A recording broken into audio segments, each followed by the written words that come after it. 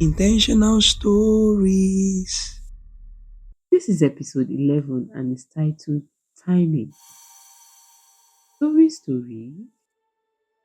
Once upon a time, there were two families named Yokoros and Badejos. They found themselves living together as neighbors and later they became friends. The both family had young children, but with different priorities. Now, this is what I mean.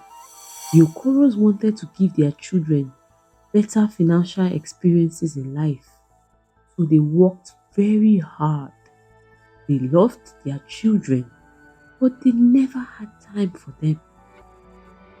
The father was always almost traveling, and the mother had a 7 a.m. to 7 p.m. job, which she doesn't return home till about 8 or 9 p.m. sometimes, depending on the traffic.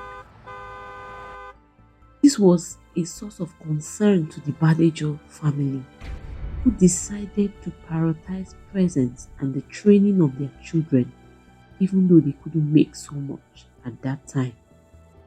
They tried talking to the Koros about timing, how that their children were at a critical stage in their lives and that presence was more important at this time. But the Koros felt otherwise. Years later,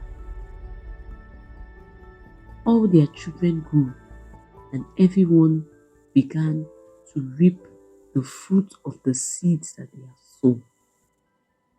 The Badejos had rest with their children because they sowed the right seeds at the right time. The Okoros, on the other hand, were struggling. They realized later and tried to train when the children were grown. But it was difficult because the children had already passed their formative years. They now wanted to give presents, but it was late.